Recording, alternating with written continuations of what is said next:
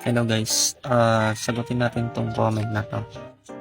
Nagre-request siya kung pwedeng i-gawa natin ng tutorial tong pagpa-plot ng stadium. So dito, gumawa ko ng start file. So i-locate muna natin yung magiging edge ng ating structure.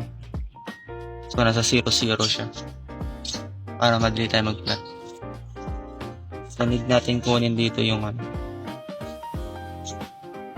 top, pero ugaliin natin lagi itong i-top view para mas makita natin yung structure. So need natin yung yung distance or yung radius ng and pakita ko dito sa AutoCAD. Need natin yung yung radius. So dito naka-plot dito kasi is yung diameter. So divide natin sa 2 to.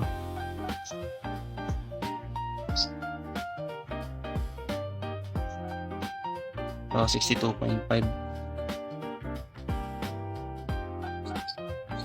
So dito gagamit tayo ng translational repeat. So sa x direction naman siya. So lagay natin yung so sa positive side siya, so 62.5. So lagay natin. Okay. So yan. Itong nasa left side ko, yan yung yan yung magiging iikot. So itong natin, ito yung center ng circle. Yung isa, yung nasa right side. So click muna natin itong nasa left side, tapos rotate, circular repeat tayo. Tapos need natin yung kung ilang base. Hanapin natin to, yung steps. So dito binilang ko siya 30 rooms ang meron, sa half lang. So need natin yung buong circle, so 60 steps. So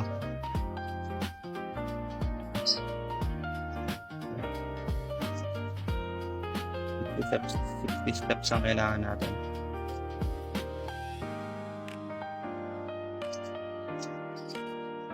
Lagay natin yan 60 steps. So sa Y kasi doon siya i-cross yung Tapos click mo yung center. So yun yung node. Tapos ililink natin yung steps para yung sa pag-ikot niya. So okay. So yan, lumabas na yun sa circle. So ngayon, gagawin natin natin yung center. So select natin yung beams. So from yung kalahati, kunin natin. Tapos right click. Then move. Click natin yung move. Tapos, i-move natin siya sa x direction pa rin. So, need natin yung spacing. So, ito, nakalagay na siya dito sa CAD, 45 meters. So, i-move natin siya ng 45 meters to the right. So, positive pa rin yan. So, sa x, lagay natin siya 45. Then, okay. Tapos, yes. Tapos, gagawin natin dito, dahil meron tayong center dito sa kabila, dapat may center din tayo sa kabila. So, ganun ulit. Click natin yung node. Ayan, ganyan. Same dapat dyan. So, click natin yung node. Tapos, translational repeat ulit tayo. Then, negative since pa-right na siya. Pabalik siya. So, negative 62.5. Tapos, okay. Tapos, yan, meron na tayong dalawang nodes na center. Pag-connectin lang natin yung dalawa. Yung mga center.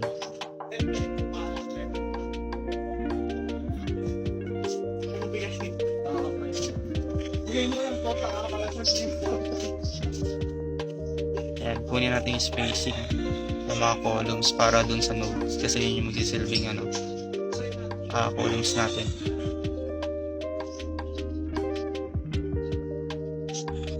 Kabilangan natin, 6 yan bali. So, insert node tayo, click natin yung beam, then lagay natin 6, then add, tapos okay, tapos ganun din yung gawin natin sa kabila, 6 din, add, tapos okay. Okay, meron na tayong ano. Ngayon, meron kasi siyang second beam interior. So, ayan. Kailangan natin kuhanin yan sa CAD. So, based dito, sinukat ko siya. Yung beam to beam or, column to column. Center niya is 5.78. So, yan yung kailangan natin distance ng bawat ano. So, ano naman yan? Typical naman siya. So, gawin natin yan. Hindi, wag dito. Dito tayo sa kabila. Sa i-center ulit.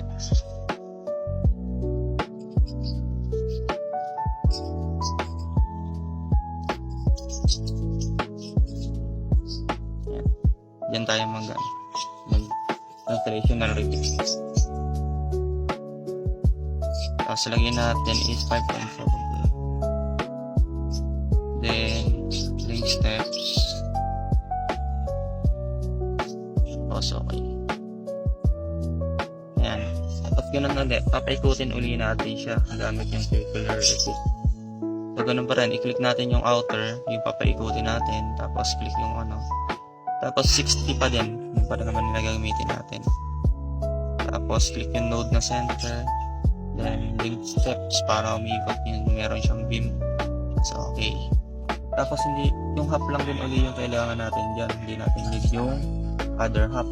So, ayan, minark ko lang yung ano. Para alam natin kung ano yung matatanggalin.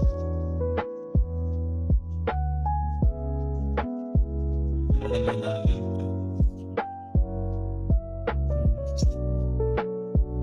Tanggalin din natin ito.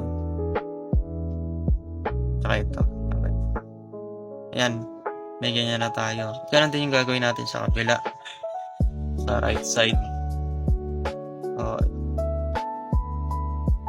Translational repeat ulit tayo. Negative na to. So, negative 5.78. Then, steps ulit, tapos okay. Tapos gano'n ulit, papaikutin ulit natin yun gamit translational repeat. 60 ulit yung ano niya. Tapos link steps, tapos okay, umiikot ulit. Tapos re-remove ulit natin yung kalahati kasi hindi ulit natin yan din.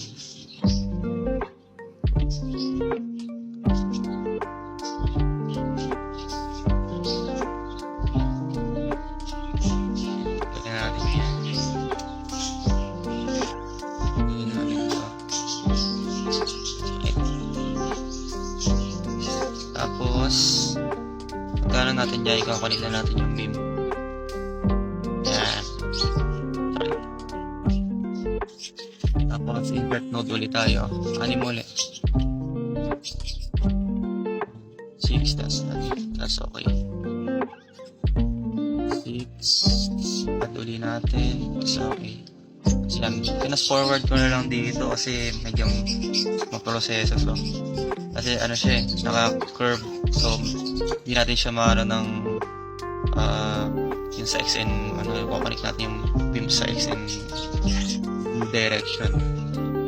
Tanaray ko dyan yung pag-mirror pero mali yung so, para lang for ano lang naman. Tapos, yan, nilagyan ko na siya ng property.